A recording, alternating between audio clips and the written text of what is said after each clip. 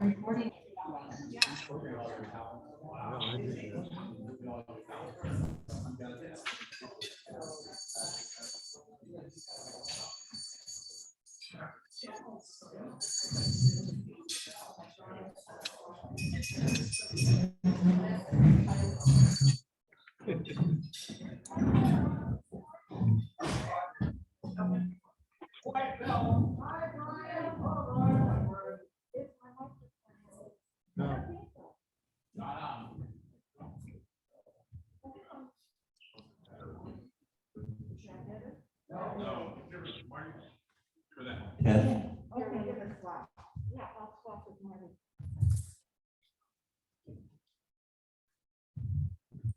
Okay.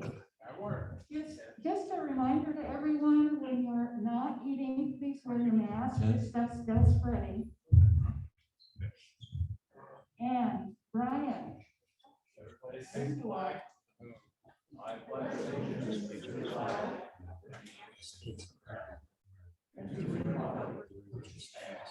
One nation under God, indivisible, with liberty and justice for all.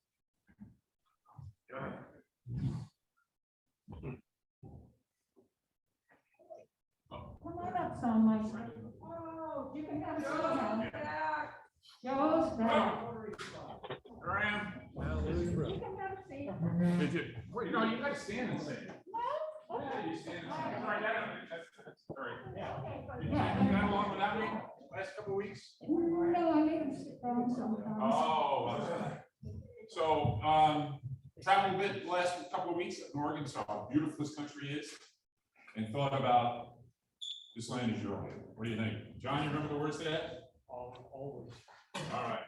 This land is your land, this land is my land, from California to the New York Island, from the Redwood Forest to the Gulf Stream waters. This land was made for you and me. As I was walking in that river highway, I saw above me that endless skyway. I saw below me that golden valley. This land was made for you and me. One more time. This land is your land. This land is my land. From California to the New York Islands, from the Redwood Forest to the Gulf Stream waters. This land was made for you and me.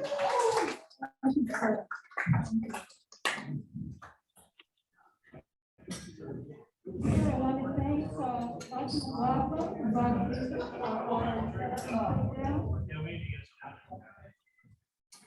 and Charlie, you have a thought for today.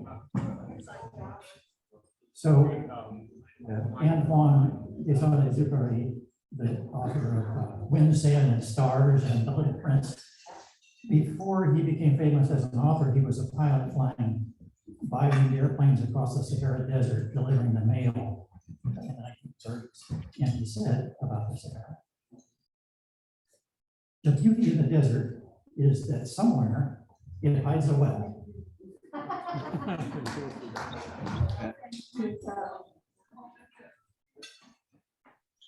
And Gus, our greeter, thank you very much. And Scott, you're in charge of the raffle. Everybody knows about that over here. And Marty is our mic runner today. And I want to welcome our guests and visitors. We have Linda, okay, can you do that for me? Taking because of the plane. Well, I have a table full of guests. And you are a Rotarian too? Yes. Okay. All visiting Rotarians from Sebastopol are Assistant Governor Dan Rasmus, Sheila, classification photographer, Abby Blount, classification retired, formerly of education, and our esteemed past district governor, Don Brown, who also served on the Rotary International Board of Directors.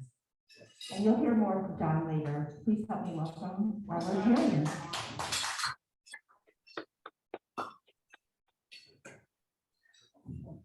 And I'm happy to introduce our speaker this morning, Dante Gilfredi, who is the Public Works Director for the City of Sebastopol.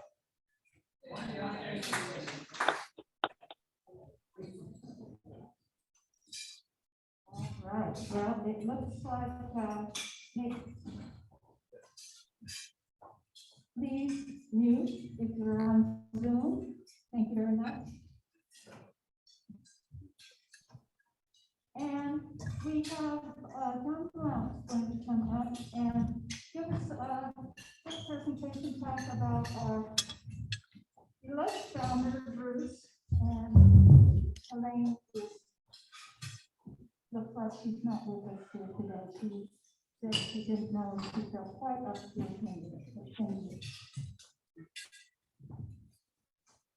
Thank you.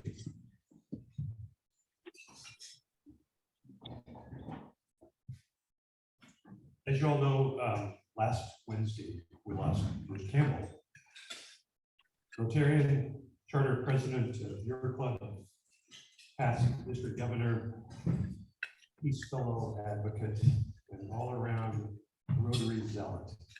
I'd say that in the best sense of that word. Bruce had been in declining health. He had a stroke the week before last and passed away 1 week ago today.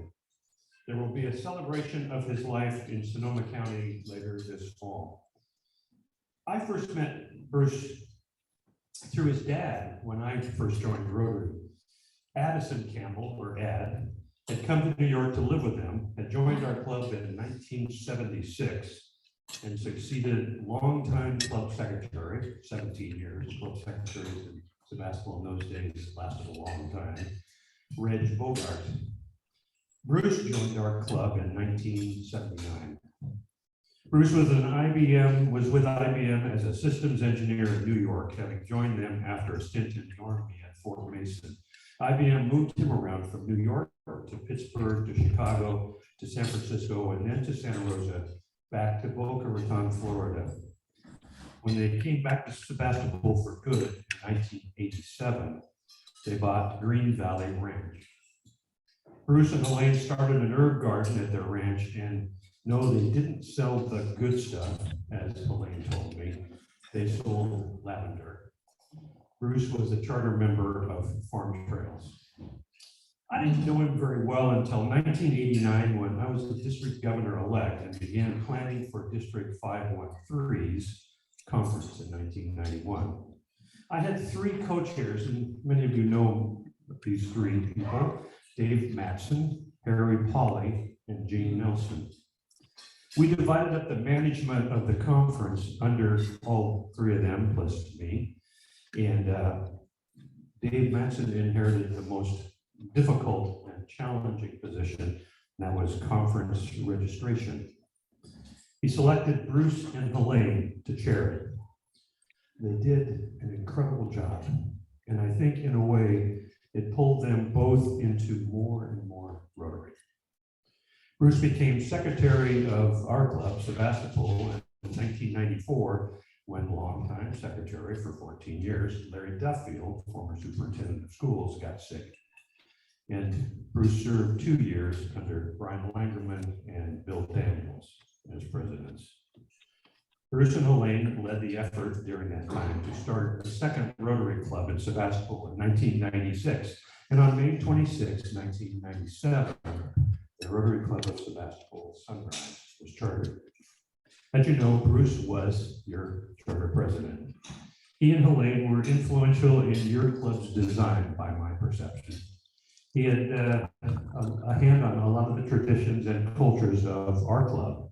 And from my observation, he patterned very closely so his former club, and the emphasis is that he placed on this club were similar.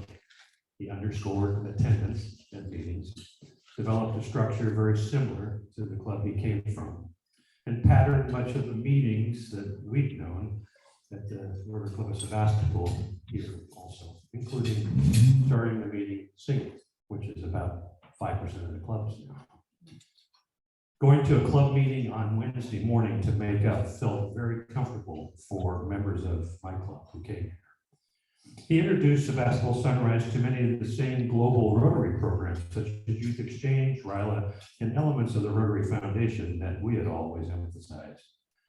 You developed community signature fundraisers, just as we had done ours with Suitcase Night and the Great Getaway, yours with Guys Can Cook and Cajun Festival.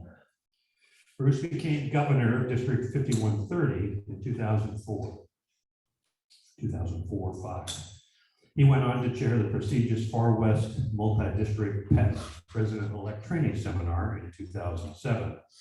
By the way, Elaine became governor of District 5130 in 2013-14 and also chaired PETS 9 years after Bruce in 2016. They have been a Rotary family for 40 years. Bruce's favorite piece of Rotary was the Peace Fellows program, and his efforts there are legendary in our district and the Rotary world. District Governor Terry Clark from Eureka asked him to represent the district for the Berkeley program.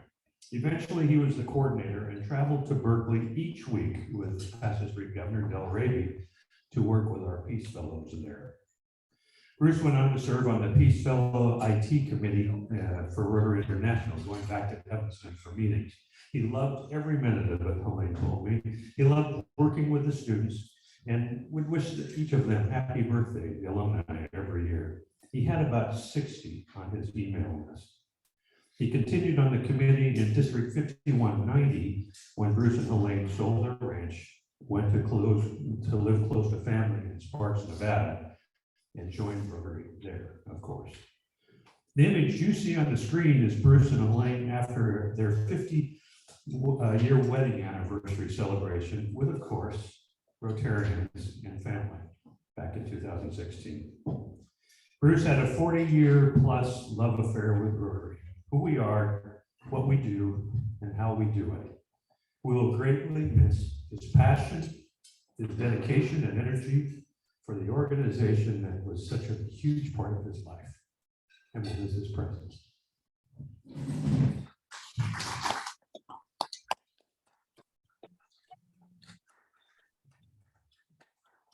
Thank you very much.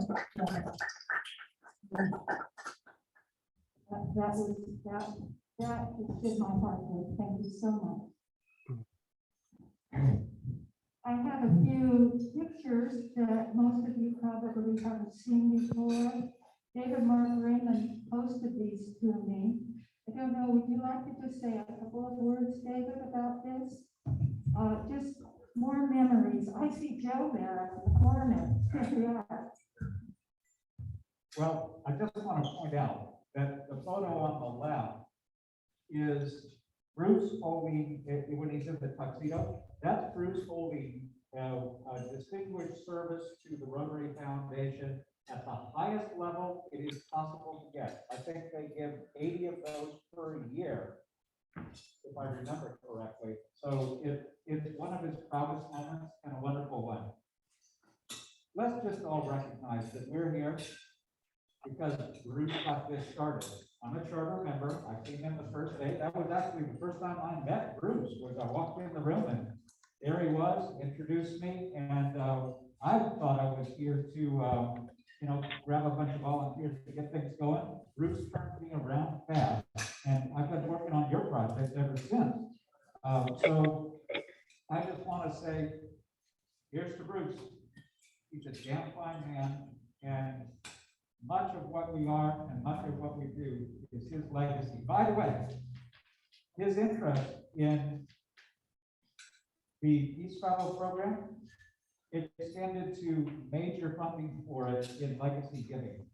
So Bruce and Helene didn't just talk about things, they did things, and they made serious commitments. An example to all of us, and certainly an example to me. Thank you very much, David.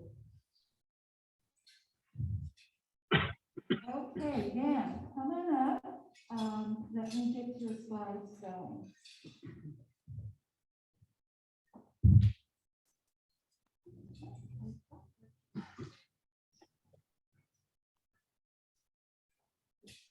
There we go.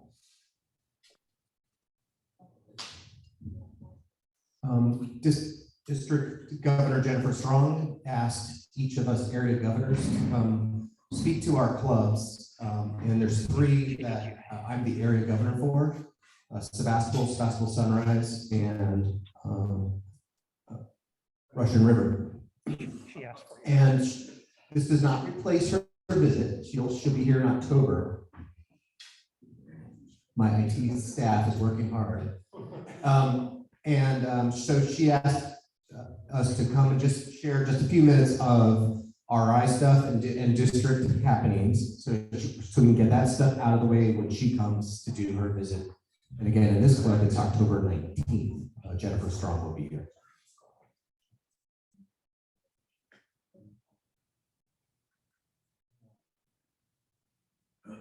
Where's Ken Brand? Told me to knock that off. So, Yeah, but now you got it. there it is. Yeah, down at the bar.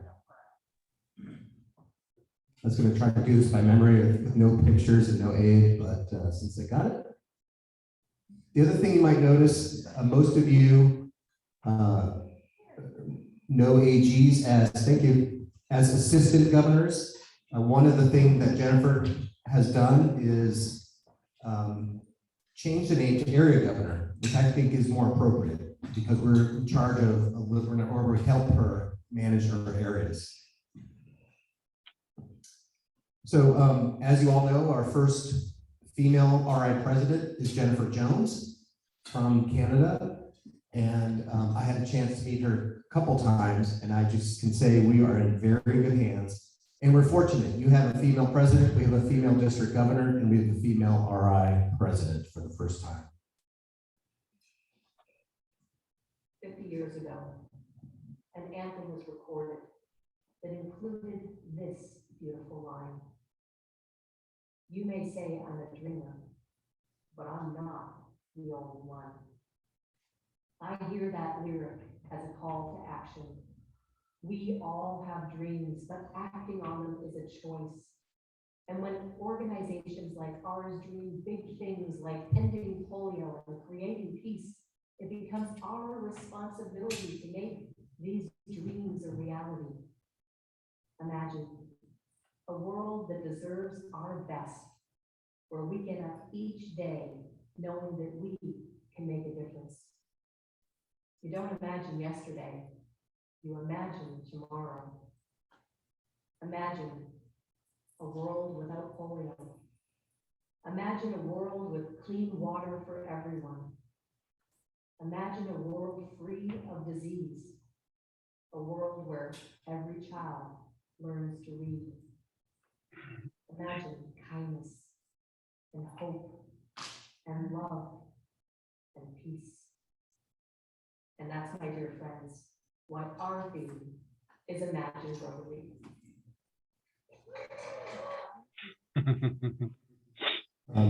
You all know the theme Imagine, probably one of the best themes that I've seen since I've been a member of, since Rotarian.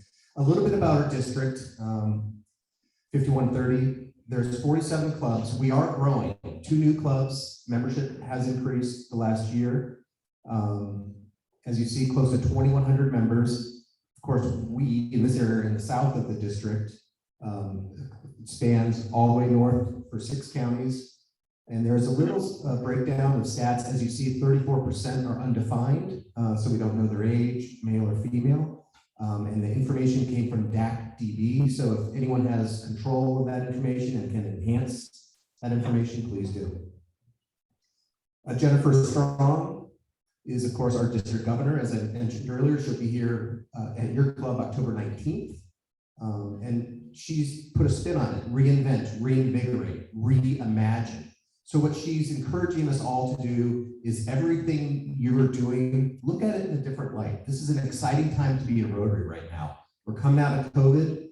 There's so much potential ahead of us. And she wants us to have fun and to really rethink everything we're doing. A couple information points. As you know, 2 years ago, 7th Area of Focus Environmental Project. All you have to do to get $200 grant is submit an environmental program on the Rotary5130.org website, and the district will fund you $200 for that. And there's also on the website, I encourage you to look at it. There's the governor's citation. So just submit a very brief write-up 9 out of 12 times, and you can be eligible for that award. As most of you know, in districts past, there's been a committee, district chair, and then a committee. She's converted that to teams so that we're collaborative approach to helping clubs. So you've seen emails. If not, take a look and consider helping out the district. You've also seen emails of District Leadership Academy. If not, district or Rotary5130.org is a good information for all of this.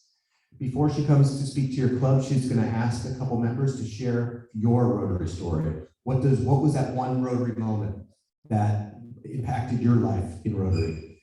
And then she'll pick a few, and if you're interested, you'll speak at the district conference. So start thinking of that, and there'll be more information prior to her visit. Some key dates: Foundation South, October 8th, daytime barbecue.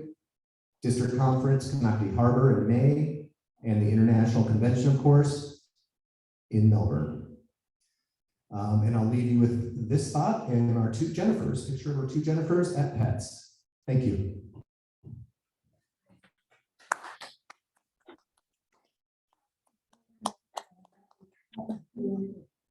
Let's see if I can get back to where I was now.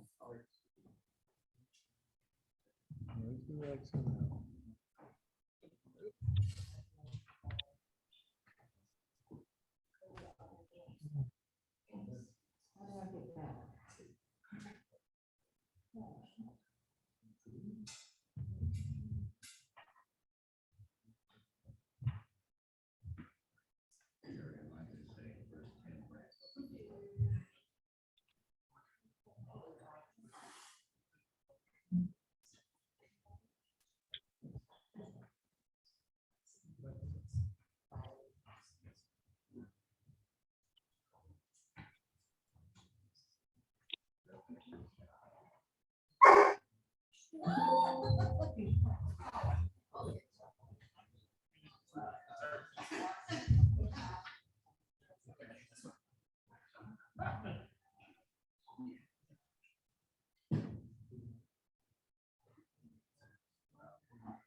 No, if it can go wrong, it will. Okay, thank you. Okay, thank you again, Dan. Okay. Joe Gaswood, it's the 27th. Let's sing happy birthday to Joe. Happy birthday to you. Happy birthday to you. Happy birthday, dear Joe. Happy birthday to you.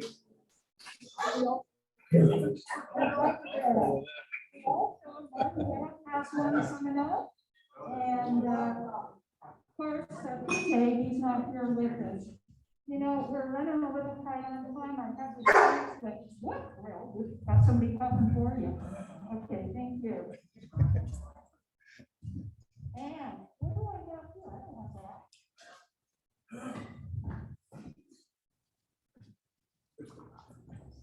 What? Oh, that didn't help. I know. Golly. Okay, let's get back to where we were. Membership anniversary. Michael Phillips, I guess he's still in Thailand. And okay, Michael, you had a quick announcement here. Lauren can make that. Oh, Lauren's going to do it. Great. Okay, guys, we're in a time crunch for our first live event since COVID. It's the main event, lobster boil feed in October. And I, as the silent auction person, need help with getting donations in. So if you have things that you received and you don't necessarily need in good condition and want to re-gift, I'll make baskets to put things together. And also an idea that came up is, go to your favorite restaurant and ask for a gift certificate. If they're not willing to just outright give it, maybe say, if I give you $50, will you give me a $100 gift certificate? If you want to do the favorite dinner out for a year, so whatever you can think of, we got about a month and a half to get me all this information and live auction items, if you have a place to stay, if you can donate. We'll talk more about that later. But time is on. Let's put our thinking caps on and start bringing stuff in. Wine too. I'm not the wine aficionado, so I think we're asking for 2 bottles for each club member, and we'll have someone in charge of wine tell us what that's all about. Okay. Thank you. The auction form for donations is on the members only section of the website, so you have it to go in when you ask for the, it has our 501c3 number on it, so you can have them sign up on the spot. Yeah, and they're also on the bottom, they give you the one that has the sponsor, because they could also just choose to sponsor the event too. Yes. Okay, great, thank you. All right, and we have, of course, our events coming up here. We did the Hop Day, I'm behind there. And the International Committee meeting directly after this meeting. The volunteer for the Redwood Empire Food Bank is later this afternoon. We have SCARP coming up tomorrow at the Boleto Vineyards. And Monday is the community service meeting via Zoom. Then, of course, we have First Friday coming up. Kathy will tell you about that later. And then the Rabbitstein Apple Fair and the last board meeting and all those things are moving fast. Okay. Yeah.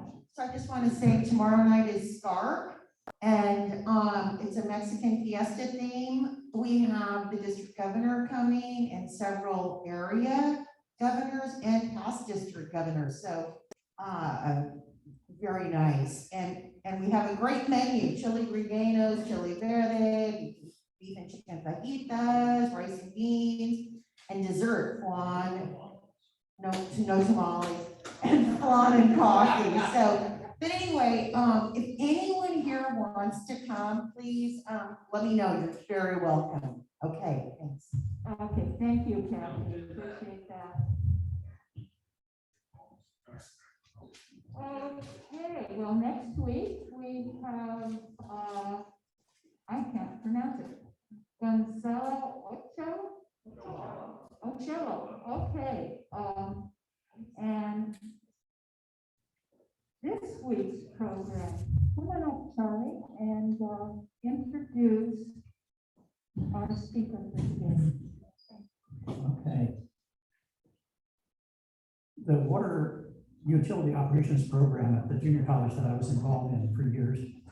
At one meeting, somebody said, everybody knows what, in a city, everybody knows what the people in the red trucks do, but very few people know what people in the white trucks do. So today we have the chief of white trucks and all the people in them, Dante Del Prey from the city of Sebastopol. He is the public works superintendent. He's been with the city for 26 years and 32 in public works. He started with Sebastopol in 1996, driving the street sweeper. He became assistant superintendent and now superintendent. He's here today to provide an overview of public works with a concentration on water and wastewater. He's also a water treatment operator. So with that, here's the microphone.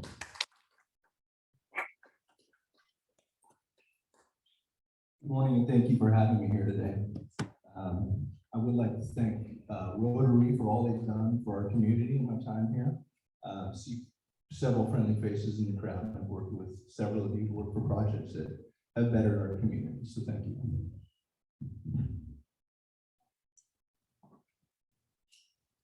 So like Charlie said, you know, I started in public works a long time ago, so 32 years. I started when I was young. Worked my way through. I literally picked up garbage and pulled weeds when I first started. So continued my education, continued moving forward. And now I'm standing here today in front of you guys to give an overview of our kind of water and wastewater operations. So I triggered a lot of this conversation, this presentation on question-based. So I'll go through and try and give you as much information as I can, and then I have some time for questions in the end. So where does our municipal water come from? The city of Sebastopol pumps 4 municipal wells. We have no connection to Sonoma County Water Agency. Not everybody knows that. We are an independent system. Sebastopol is a standalone water system.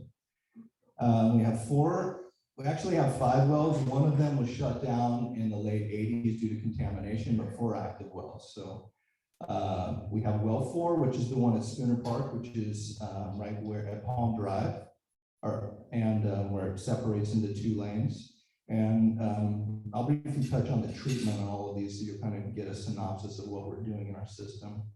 At well 4, we have sand separation. We have granular activated charcoal, which is designed to remove some VOCs that used to exist from a gas station. And we do sodium hypochlorite for disinfection at that site. Well 6 is the one that's down in the field, down by Hazel Cotta Court, which several of you remember the Cricket House, down next to the Cricket House. And at that location, we actually do blending for arsenic remediation. We have 2 water zones. So we take the low arsenic zone and we pump it into that well. As it's producing well, we get the arsenic down to an acceptable level. So that's a blending. We have sand separation as well. And all of our wells have sodium hypochlorite sanitation. Well 7 is our newest well. And because of the natural occurring arsenic we have in this area that's based on the volcanic layer, that well actually has what we call a packer, which is basically a plug that's in the well, which blocks the shallow water from getting down into the deeper water, which is where we're pumping from. So we call that a packer. We also have carbon dioxide to adjust the pH in the water, which then increases the efficiency of the granular ferric oxide absorption, all for taking out the type of arsenic that's at that location. And then well 8 is one of our oldest wells. It was oldest well sites. It used to be well 2. I think I know where well 1 was, but even in our archives, it's hard to find. So I don't want to. I think we found it in somebody's backyard once, I don't want to speculate. But well 8, we actually have booster pumps, and the reason we call those booster pumps is because, again, there's a zone intertie there. So we can use those booster pumps to take water from our low pressure side and put it into our high pressure side. We have 2 reservoir locations, actually 3 metal above ground tanks. Pleasant Hill Reservoir has 2 3 million gallon tanks, and First Street Reservoir is a smaller one. It's a 1.5. So that's our water storage. We generally like to keep those topped off. We have 7 days of normal water use storage. If there was some great catastrophe, we would be able to provide water for 7 days with our existing storage. How much water do we use here in Sebastopol in our system? So our total annual production decreased from 349 million gallons in 2020 to 309 million gallons in 2021. This is a decrease of 11%. Many of you know we're asking for a 25% reduction due to the drought conditions that we're all facing. Those 25% reduction came in part of the year, and we've been tracking it, and our water users are doing a very good job. So when you look at our city landscape, I'll use this as a plug. When you look at our city landscape, city parks, and they look like they're in despair, we're trying to do our part, trying to maintain that investment by keeping it alive, but it is brown. So we're keeping it alive, but it is suffering a little bit due to the amount of water we're limiting on it. The history of groundwater levels. So a lot of talk in the news about groundwater, private wells, and such through the county. The county's taking some action on private wells to try and manage the aquifers. So well 4, and this is depth to water. So it's ground level to the top of the water. Static is when it's not pumping, and pumping is when we're drawing water for an amount of time. So this is some quick knowledge. So well 4 is 60 feet static and 110 when pumping. Well 5 is off due to the cleaning chemicals that I mentioned, but we do maintain the water level for historical data, and that it's a good indicator of the water table in our area, and that is holding steady at about 52 feet. So our water table is actually pretty high. Well 6 is 65 feet static, 82 when pumping. Well 7 is 83 static and 185 pumping. Now that dynamic is purposely based on where we put the perforations, where we draw the water again, trying to get away from that shallow arsenic, pulling water from down deeper. And then there are, if you look online, all of this information is online. It's on the city's webpage. It's all very transparent. The data is all there. There are some anomalies in the data because the transducer started acting up. They're an electronic device, and as you know, presentations and data recording and everything else, sometimes they have little hiccups. And these are devices that are in the water. So we did have some spikes in our data. We confirmed that manually, and those were anomalies where the devices were failing. We replaced all of those transducers last year. So that was a project that we did. Then how can the levels look so good when our water tables, on our water tables, and then yet we're still being told we're in a drought? Well, again, we're in the Wilson Grove. Luckily, the Wilson Grove has proven to be a very sustainable water table, although none of us know how long and what the ramifications of this drought will be. Water is a precious resource. I know you've all heard this. It's absolutely true. It's essential to everything in our daily lives. So we need to protect that resource early, and that's what we're doing. Being responsible. Sorry if I'm holding the mic too close. I don't like to talk to the microphone. That's good. So some of you may have heard or seen, we don't actually send it in your bills anymore because, again, we're trying to do our part on saving paper, but the CCR, it's available online, City Hall, library. It's a consumer confidence report. So every year it's kind of our report card as a water system. It's required by the Health and Safety Code in Title 22. It requires all public water systems to report to their customers and the California Water Board annually. So basically what it does, it reports any detection of coliform bacteria, lead and copper levels, sodium and hardness, and primary and secondary drinking water contaminants. The number one complaint that we get here as Public Works in our operation is calcium and sand. Part of what makes our water so clean and to where we don't have to treat it that much is it's an old ocean bed. So it's its own kind of filter as it goes through. But those prehistoric seashells and sand from that ocean bed are what, when we pump the wells hard or we pump them for a long time, we can't pick up some of those particles. So we're getting calcium in that from those seashells in our water, which increases the hardness. And periodically in some areas where we have a belly in the main, maybe, some people will have some sand complaints where we'll pick up some granules. So we work with customers to alleviate those issues with blow hydrants, clean things, we do other actions to help customers. The number one complaint I'll give you, if you smell rotten eggs in your water, you need to flush your hot water heater because that calcium in our water is burning on the bottom of your hot water heater. Number one complaint. The hot water smells like rotten eggs. And that's because if you read your manufacturer's information on your hot water heater, I believe you're supposed to flush it annually. I don't flush mine annually either. So there's your tip for the day. Now, brief on our wastewater side. So how's wastewater discharged and treated before it leaves the city plant? Well, it's kind of a misconception because we don't really have a treatment plant. What we are is a glorified pump station. It's very technical and very savvy. We have grinders. We even have bubblers to reduce solids. But we don't actually treat our sewer. We grind it up, send it to the city of Santa Rosa to the Laguna treatment plant. We're in a JPA agreement with them and they treat all of our sewer. The question did come up is what do we pay for that? And I'd rather not talk about it. It's a lot. 2.2 billion a year. That's a whole year. But we simply could not put a treatment plant here in Sebastopol. We used to have one. The ponds are still out behind the community center.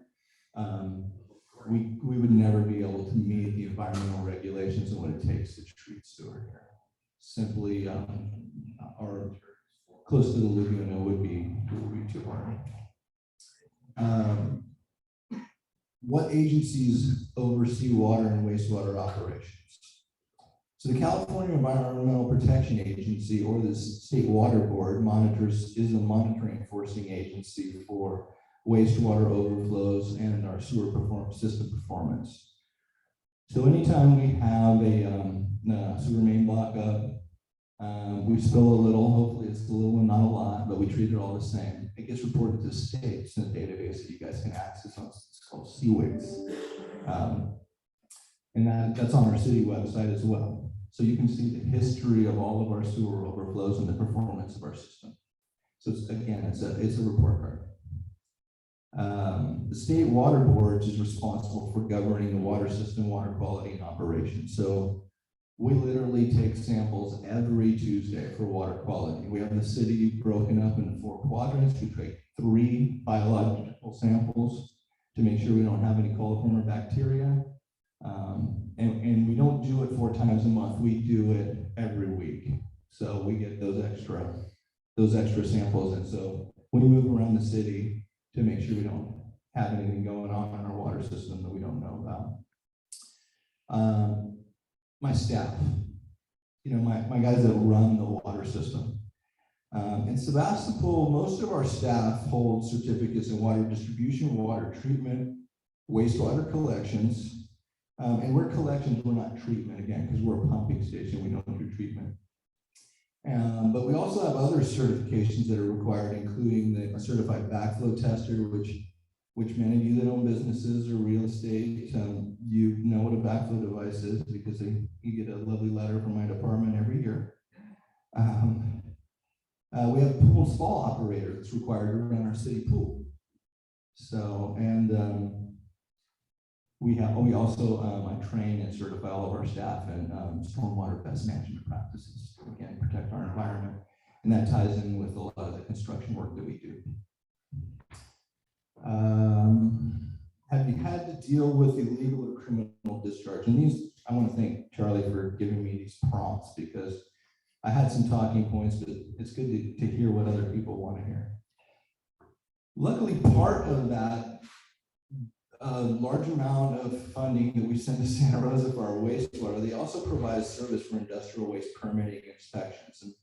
And part of that is they monitor all the businesses or whenever we're doing system maintenance on our sewer system, say if we find an excessive amount of grease in a line. So we'll call City of Santa Rosa inspector, we'll tell them the line, we'll give them a report. They'll go upstream and go to those businesses and say, apparently there's something's going on with your grease trap, needs to be addressed, maybe repaired that you don't know about. So they'll address those. Generally, very rarely they ever go to enforcement. It's all about education and making it right. So it can be a little expensive on the operations side for that business that's having the issue, and we will work with them as much as we can. But sometimes it requires some steam cleaning of a line to remove excessive grease that's got in there. We simply don't have that steam cleaning ability in our public works. We do have 2 jetter trucks, which is how we do our maintenance, is high pressure scrubbing. And that's how we maintain our sewer system. Also as a vector, we suck out solids and debris and rock. Some of the misconceptions that cities, that citizens have of of a public works department, I'm going to jump over to my whole department, not just water and sewer. So we are water, sewer, streets, parks, government buildings, city pool, basically anything else you can throw at us. If it's in the air, on the ground, in a building, internet, electrical, wiring, you name it, it all comes to me. And if they don't know what to do with it, that comes to me too. And I help them figure it out. So one of the big misconceptions on the water side, and this is something they teach you early on in water, and Charlie probably has spoke about this in the past, is the quality of the water reflective of the physical maintenance of the exterior of your facility? So if you've got a well house, there's tons of weeds and graffiti, you drive by and it looks really shabby, right? Well, that isn't necessary. You can have the cleanest water in the world coming out of the ground there, but the public perception of that. So we are aware of that, and that's something we try and do. Fire hydrants. Fire hydrants are actually part of our water system. We don't have a separate fire system, so we try and maintain our fire hydrants. The fire department works collectively with us to test those, paint them, number them, and provide maintenance on those to keep them up. So not only are they part of our water system, but they are reflective of the type of maintenance that we do.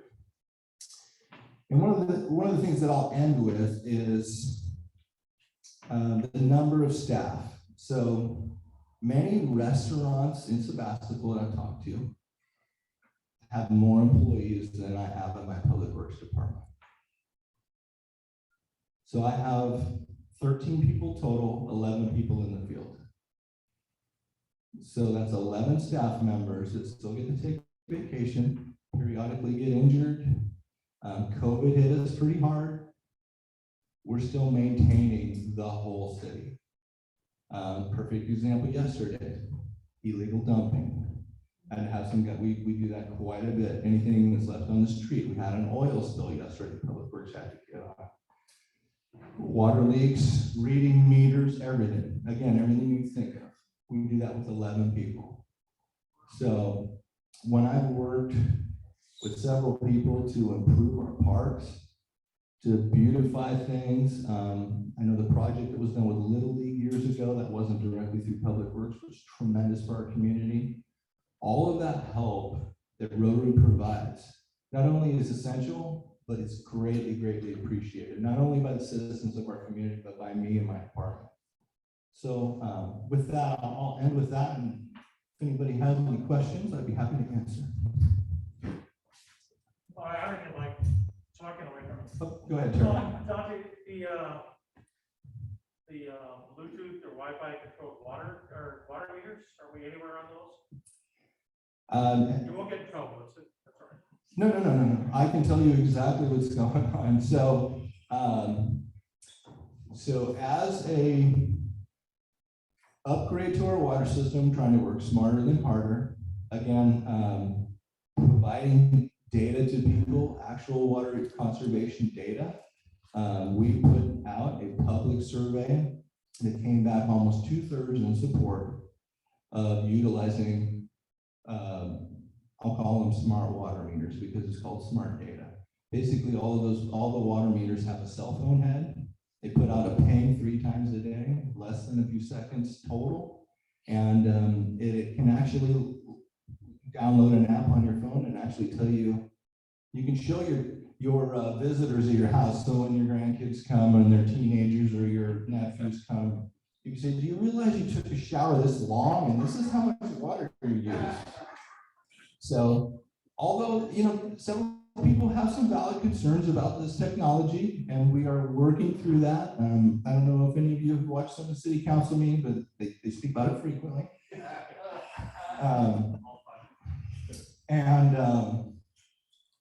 We are moving forward with those. There is some talk with our city attorney and we're doing it in a very organized manner.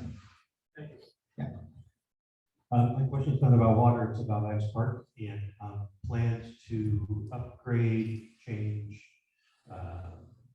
modernize Ice Park. Can you expand on that a little bit? What's been done, what's out there to do, and are there Rotary projects in that?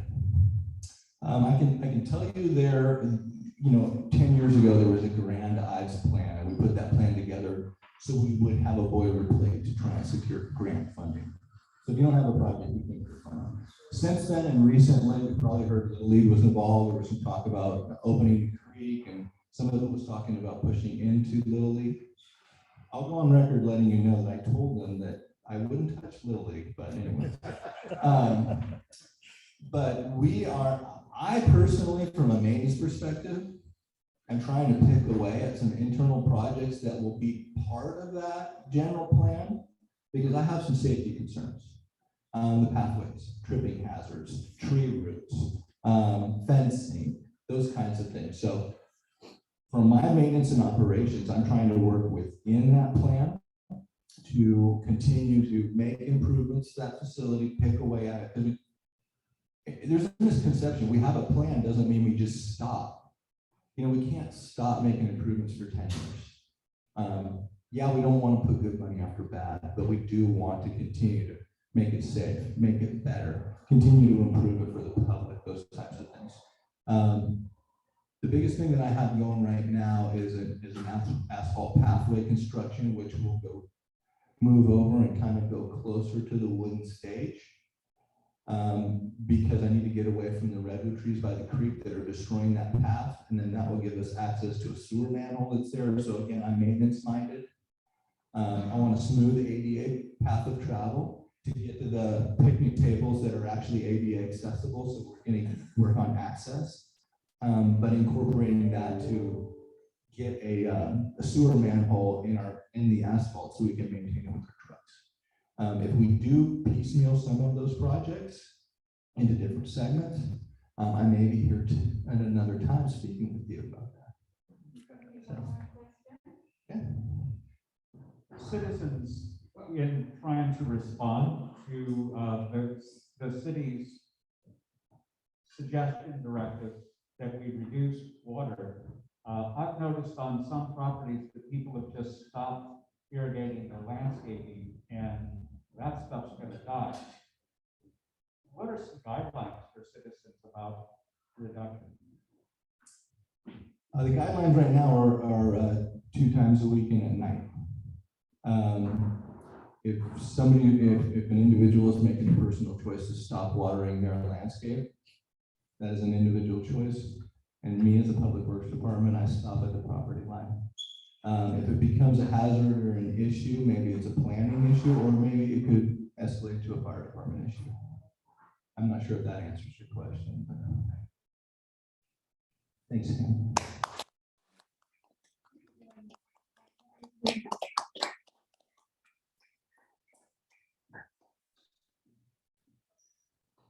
Okay, there you are. Come on up with the,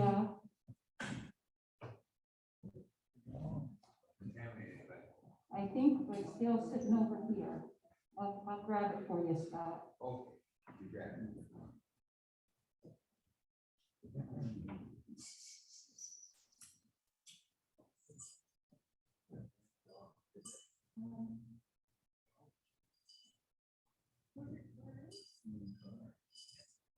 So we have a drawing. Ready, draw it?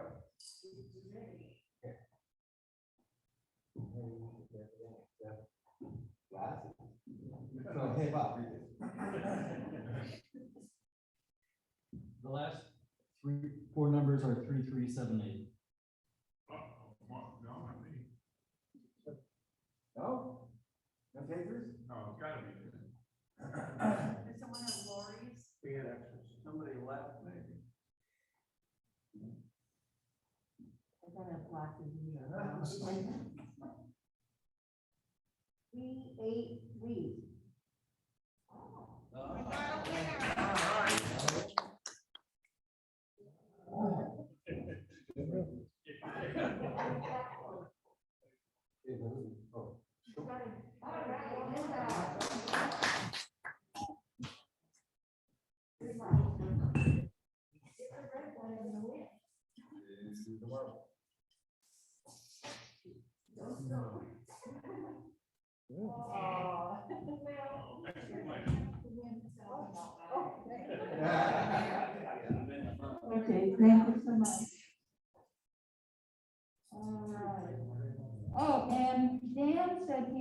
tried to, be on Zoom, but he's somewhere near Sandpoint, Idaho, I think. Oh, Dan's on there. Is he there? I don't see him. I'm here, I'm here. You can read your joke, fantastic, Dan. Okay, can you hear me? Yeah. Why do you not want to be in a business partnership with a clam? Well, to put it bluntly, they're shellfish. That's good. That's very good.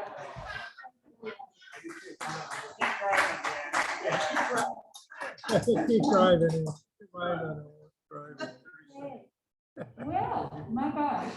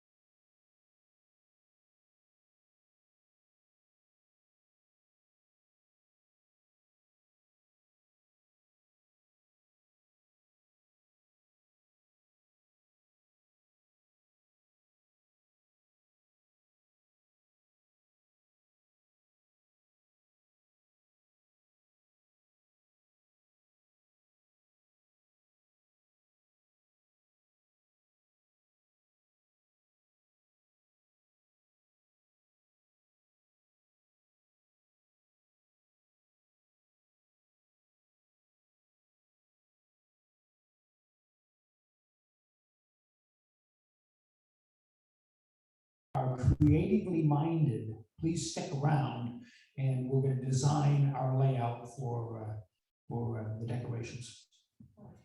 Okay, thank you, Martha. Great. Well, I want to thank you all for making this a great meeting. And again, the tribute to Bruce, that was just wonderful. I appreciate it very much. And thank you for being here. So we are. Trails to you, till we meet again. Trails to you, find